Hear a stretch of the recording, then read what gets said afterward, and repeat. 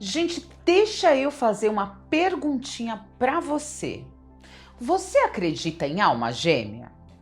Já encontrou a sua alma gêmea ou está em busca de? Você conhece algum casal que você olha e fala: "Meu Deus, são almas gêmeas"? Bom, se você quer conhecer um pouquinho mais desse conceito, sob a perspectiva da filosofia e da psicologia analítica, eu te convido a ficar aqui nesse vídeo. Vamos lá?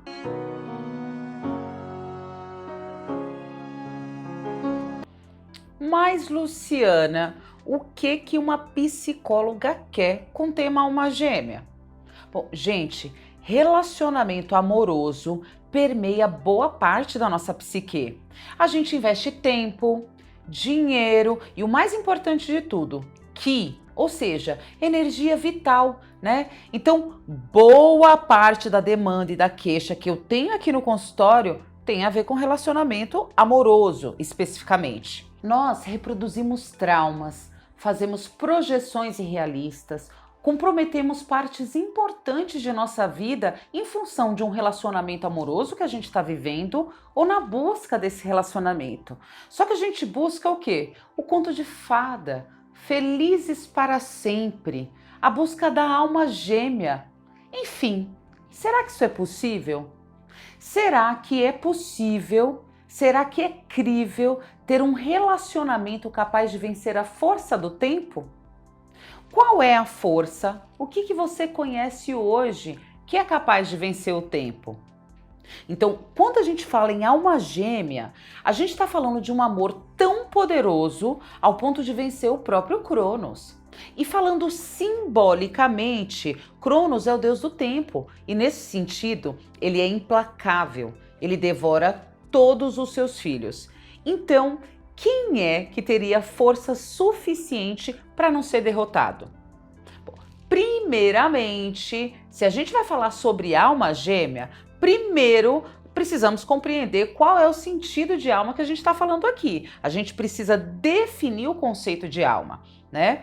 A palavra alma e até mesmo o conceito de alma gêmea anda numa linha muito tênue entre o conhecimento de simbologia e misticismos exagerados. Então a gente vai delimitar esse campo aqui, certo? Aqui a gente preocupa-se em entender o real sentido das palavras para a gente caminhar nesse sentido conscientemente, né? Como é que eu vou por aí buscar uma alma gêmea se eu nem sei o que é alma? Se eu não conheço nem a minha, né? A alma é o que anima o corpo. Daí se origina também o conceito de ânima e ânimos de Jung.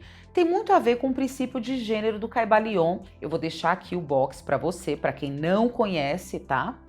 A alma é a tradução de grego para psique, né? Psique, de onde deriva a palavra psicologia. Psique é alma, né? Logia, estudo. Psicólogos são os estudiosos da alma, né? Faz mais sentido ainda um psicólogo abordar o tema alma gêmea, certo? Bom, existe um consenso entre vários autores, desde os mais antigos até os mais novos, sobre a existência de uma tríade, certo? Então, os gregos chamam essa tríade de psique, soma e pneuma, né? Soma é a matéria, o corpo. Aqui não tem erro, né? É fácil de entender, é palpável, é crível, tá ok. A psique é a ânima, a alma, né? A matéria, quando tá com a psique desregulada, fica desanimada, né?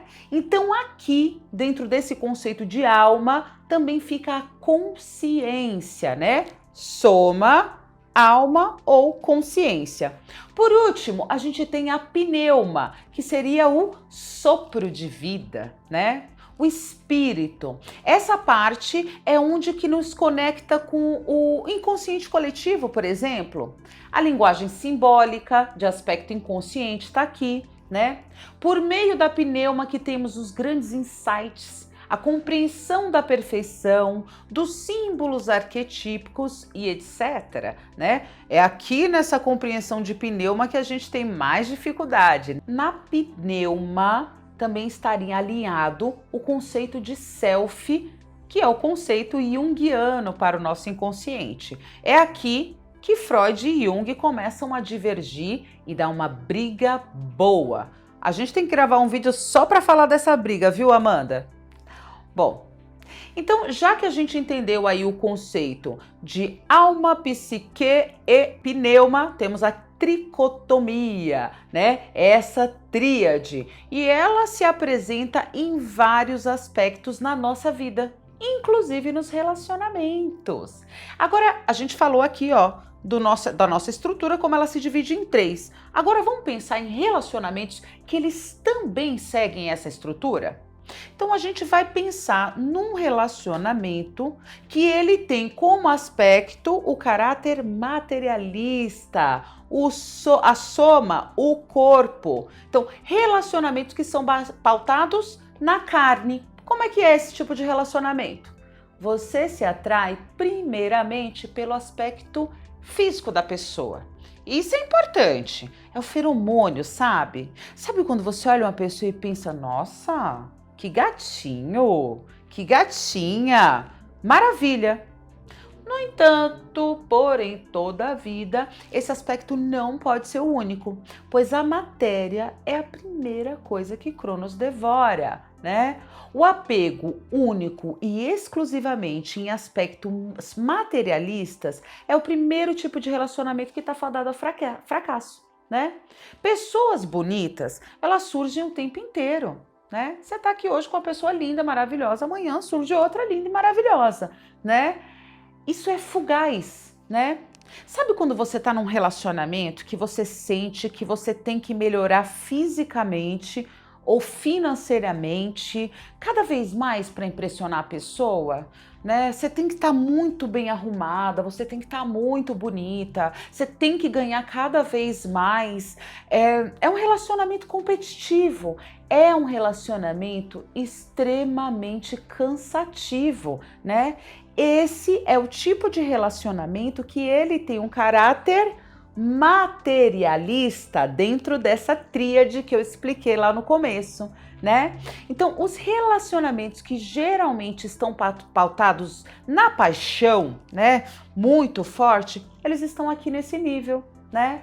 O pêndulo nesse tipo de relacionamento ele é muito forte, porque existe essa química muito grande, quando estão juntos é ótimo, mas o tempo inteiro você sente que ele ou ela está buscando por outras pessoas, né? O relacionamento entre vocês é carne, né?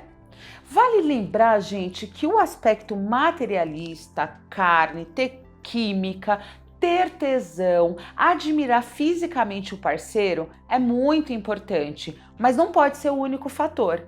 E tem gente que passa uma vida inteira num relacionamento materialista. É um relacionamento de muito sofrimento e que causa muito sofrimento para quem tá dentro dele. E a gente vê muitos relacionamentos assim, tô errado? A gente mesmo, se for pensar aí na nossa vida, a gente muitas vezes se envolveu em relacionamento com esse perfil. Que você tá com a pessoa porque a pessoa, sei lá, você tem uma química bacana, é muito intenso, mas quando alguém te pergunta, você fala, nossa, eu não sei porque que eu tô com fulano. Nossa, mas é uma delícia. Então, é o relacionamento que ele é baseado somente nos feromônios, na carne, na matéria. Esse não é, definitivamente, não é um relacionamento, se só tem isso, de alma gêmea. Não tem como. Mas, para ter um relacionamento ao ponto de ser uma alma gêmea, você tem que ter isso também. Tem que ter química, tem que ter muito tesão. Qual será o segundo caráter que um relacionamento tem que ter para a gente entender que ele é um relacionamento assim, ó, que pode vencer a força do tempo? O que vocês acham? Então, primeiro, a gente tem um aspecto materialista dentro de um relacionamento. E o segundo aspecto? é o aspecto utilitário. Aqui, o relacionamento está mais pautado na psique, na consciência. Então, a gente encontra uma pessoa que a gente se atrai fisicamente, né? Às vezes com muita química no começo, às vezes não. Mas o que atrai nessa pessoa são as características e comportamentos parecidos e afinados com o nosso. Então, por exemplo, os dois gostam de ver Netflix, fazem aquela maratona de Netflix. Ou os dois gostam de correr, ou gostam de dançar forró, ou vão na igreja. Bom, enfim, pequenas peculiaridades que afinam vocês. Esse tipo de relacionamento, ele tende a durar mais do que o primeiro relacionamento só pautado no corpo. Mas Cronos é implacável, né? Com o tempo, as afinidades mudam. Em 10 anos, você já não é mais o mesmo. Seu parceiro também não é. Imagina só, vocês amavam ir à churrascaria juntos. Todo domingo ia lá comer um belo do churrascão. Só que um dos dois se tornou vegano, quebrou o vínculo. E aí? Como é que faz, né? Aí a gente vive aquele romance que quem dá o tom é Vinícius de Moraes. Que seja eterno enquanto dure, né? Esse tipo de relacionamento, pautado aqui na psique, eles são relacionamentos longos, né? Só que eles chegam em determinado momento que as pessoas ou elas ficam juntas por conveniência, né? Ou elas terminam e vão buscar um outro amor que tenha mais a ver com as suas afinidades atuais. Sabe até Deus até quando que elas vão durar essas afinidades, né? Então, ainda assim, eu troco, eu mudo, né? Mais uma vez, é importante salientar que tanto o caráter materialista e utilitário são importantes, né? Tudo é dual, existe o aspecto bom e ruim. O que não pode, quando se pensa no conceito de alma gêmea, é ficar estagnada em um desses dois degraus. É importante a gente chegar ao terceiro degrau, que é o aspecto idealista da coisa. Vamos entender, gente? Ideais que fazem parte da sua essência. Nesse sentido, conhecer a si próprio é fundamental. A única coisa que anda junto com Cronos, né? Que anda junto com o tempo e que vive para sempre é o que você pensa. A gente pode tanto pensar nessa questão mais metafisicamente falando, mas também podemos pensar que até mesmo aqui, no plano da matéria, os grandes pensadores e as grandes pessoas permanecem vivas por meio de suas ideias, por meio de seus ideais. E isso é a única coisa que vence Cronos, ou seja, que supera inclusive o próprio tempo. Sua mente e suas ideias continuam vivas na história séculos afora. O tamanho da sua pegada que você deixa no mundo é você quem define. E para quem tem crenças que se pautam no sentido de que nossa consciência permanece viva mesmo após a morte da matéria, ter uma alma gêmea significa que nem a própria morte da carne seria suficiente para apartar essas duas almas. A gente está falando de algo maior. Qualquer um que queira chegar no ponto de conhecer ou reconhecer sua alma gêmea tem que estar absorto em seu próprio propósito, em alto grau de conhecimento. Caso contrário, Cronos será implacável. Conhece a ti mesmo. De novo, vou insistir, tem vários vídeos meus que eu falo isso, mas conhece a ti mesmo e conhecerá os segredos do universo. Então, imagine que você esteja trilhando esse caminho que é seu, que te pertence, e de repente encontra um par que possa ser fator de soma em sua vida e não de preocupação. Você sabe que aquela conexão é concebida num plano superior, num plano sutil, e esse é o plano das ideias, o plano espiritual. Você pode encontrar um amigo, um professor, uma mãe, um pai com ideais similares ao seu e se conectar com essas pessoas. Aliás, ter uma conexão incrível com essas pessoas.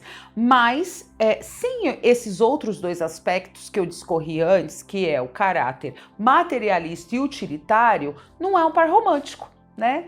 Então tem almas que surgem realmente para te ajudar no seu propósito, mas quando a gente fala de alma gêmea, a gente precisa ter as 3 características. Então, realmente encontrar alma gêmea não é fácil. Primeiro requer você ter um encontro com a sua própria alma e ter a sorte ou merecimento de conhecer uma pessoa que também esteja em seu próprio mergulho de alma, né? E que além de tudo seja bonitinho, com os mesmos interesses que o seu, né? Então dá um trabalhinho. Mas esse é o único tipo de amor que desafiaria, inclusive, a lógica do tempo. Vamos aos exemplos, né? Vamos deixar isso aqui mais concreto. O nome Nefertiti lhe é familiar? Já ouviu falar esse nome? É estranho? Agora pensa comigo, mesmo que você não conheça a história, como é que o nome dela não lhe soa estranho? Uma mulher que nasceu em 1370 a.C. e ainda tem gente fazendo vídeo citando ela. Sabe por quê? Porque é uma gigante. Deixou uma pegada, ó, enorme na Terra, né? A gente sabe que foi um gigante que passou por aqui pelo tamanho da pegada. Nefertiti era uma alta sacerdotisa do Egito. O Egito, diferente de outras civilizações antigas, abria espaço para as mulheres, né? E assim, o sacerdócio no Egito não era para qualquer um, era um cargo muito respeitado.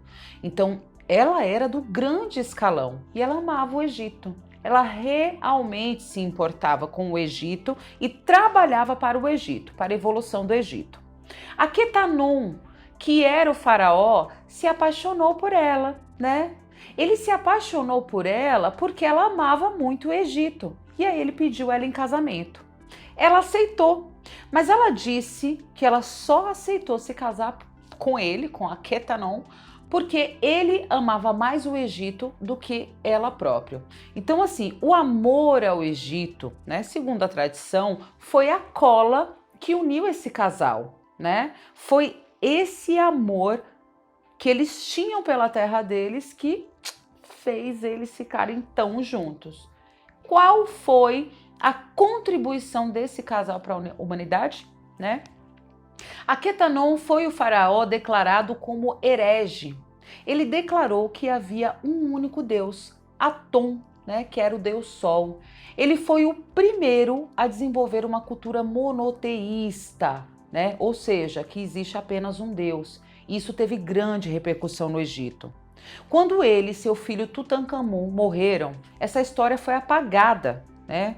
O nome deles não conta na história egípcia, até que no início do século passado encontraram seus restos mortais. Então, assim, eles não queriam que essa cultura monoteísta fosse aceita. De qualquer maneira, a gente sabe que Moisés, apesar de judeu, foi criado como egípcio, né? Então a gente pode pensar que ele pode ter se baseado em uma das escolas de Nefertiti e Aquetanon, né? E o Moisés foi o que originou todo o pensamento, né, que daí a Cabala, toda essa estrutura monoteísta que a gente segue até hoje. Olha que casalzão, hein, gente? Então, assim, quem for pesquisar esse casal a fundo, tem uma série de críticas que a gente pode sim fazer a eles, enfim, mas de qualquer maneira, eles mudaram a história, né? Se hoje você acredita em um único Deus, muito provavelmente você está sofrendo influência desse casalzão aí, uma alma gêmea, olha aí, né? Então, nós somos do tamanho da pegada que a gente deixa no mundo, né? Isso dura para sempre às vezes. Imagine-se em 2. Aí você pode, com razão, até reclamar, falar, mas Luciana, você veio me citar um casal de 3.000 anos atrás? Gente, para você ver como é difícil, tá? Mas não desanime. Pensando aí contemporaneamente, nem tão contemporaneamente assim, mas ainda, né, desse século, desse último século, eu posso pensar e citar como exemplo a Linda e o Paul McCartney. Eu não sei se vocês sabem da história deles, mas eles seguiam essa mesma linha, né? Eles tinham a arte que unia eles com toda certeza, né? Live and Let Die é da banda deles, né? Mas além disso, eles tinham um profundo amor pelos animais. Eles trabalharam muito em sua causa. Ela era vegana declarada muito antes disso ser comum, né? Quando ela morreu, ele ficou por um longo tempo em depressão. E assim, se a gente for analisar de fora, a gente pode ver que eles têm as 3 características, né?